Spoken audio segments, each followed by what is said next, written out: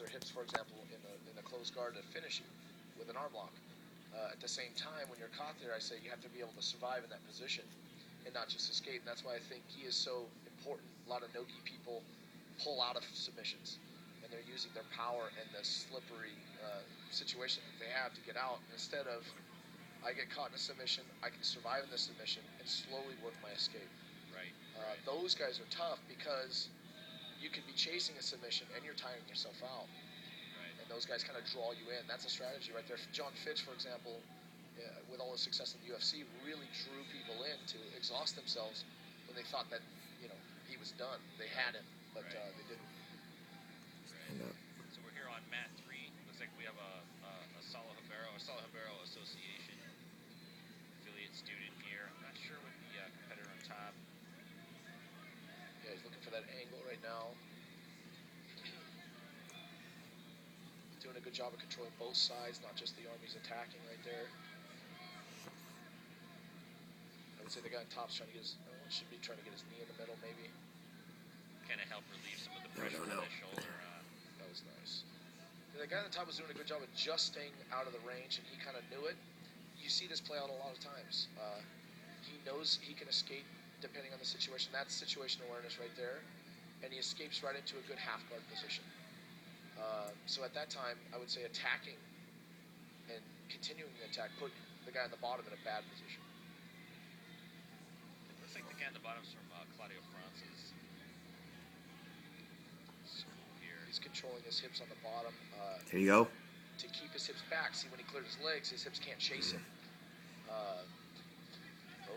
And it didn't work. Nice. Looks like very nice recovery. Back in a similar position, but on the opposite side now.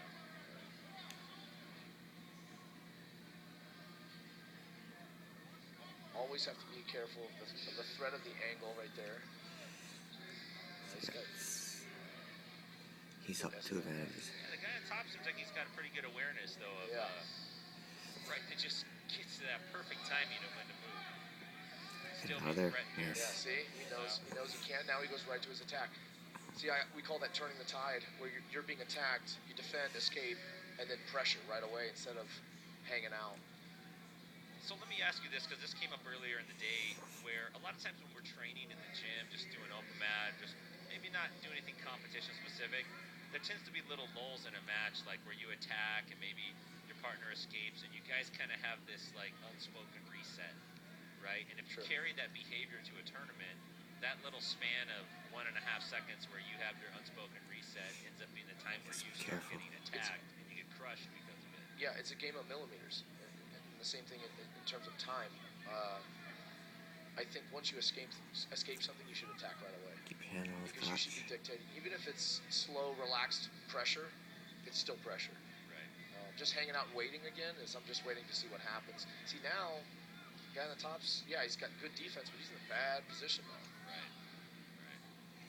And he's down. Let's see, he's up by an advantage. Up by an advantage. Come on, get it out there. It's I would say, a risky game to play what he's playing, and I think maybe because he's winning, he's in a bad position. What's your take on when the match is started? There's no points, both guys are Yes.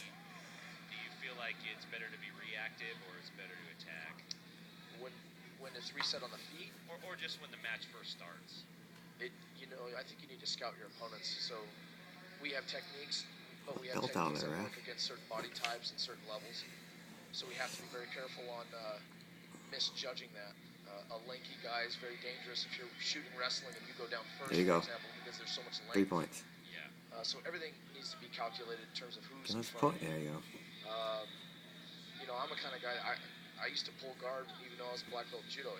It's kind of weird, but now, as I get older, I don't want to be on bottom. The way I train a little bit more for like self-defense kind of situation. Is that because just you've changed as a person and your body's changed and or is that because you feel like it's an inferior position? I still think it's an inferior position. Yeah. I am not a competitor. I'll be honest. I can train people to be competitors. I'm not a competitor, and I honestly think I never was in jiu-jitsu because no matter where I was, or I try to sweep people, and I just try to finish. again, that costs you though. You know, I think people when they do jiu-jitsu or do a martial art, they You need got a minute to go. to stop themselves and say, well, why am I doing this art? Do I just want to be a competitor? Well, then you need to learn contemporary systems and drill, and do drills that incorporate competition scenarios. If you're doing it for self-preservation, I think a lot of no-gi, but you know, isolate a body position or control your opponent where you can strike or get away. I do everything, so I'll do barambolos. You know, I'm not too old for barambolos. Sure, Yeah. But That guy's gonna lose his I definitely tongue. want to be on top. Do you have any desire to ever compete again? No, zero desire. I'll be honest. I'm pretty honest when people ask me. If I started competing again, I'd probably lose friends. Yeah. Because I'm just not I just get so wrapped up in every single individual training session, and if I'm not winning every single second, you know, if we sit down to play chess, I'm not playing chess because I like you. I'm playing chess to beat you. You know, you learn to adapt and control that mentality, but I think it's worked for me in certain areas. And, There you go. You got it. Anyway, Right on. You see the guy, his strategy ended up paying off, and it looks like Paying off, yeah. There you go. got a pass in the end. Dangerous strategy. You're in the gold medal match. It's a strategy, but the guy's good. Yes. Both guys are good. Hey, I Brian. mean, once you get You to the the purple man. belt level, You're my obviously coach. They're not expert black belts, but guys are good enough that if you make mistakes, especially guys that compete a lot, they're going to capitalize on them, and you're probably going to lose. Yeah, I have a 20-year-old blue belt, Daniel. If I make a mistake on him, I'm in trouble. Yeah. You know, I got to be really cautious. Yeah. You said purple, I say blue. Like people said.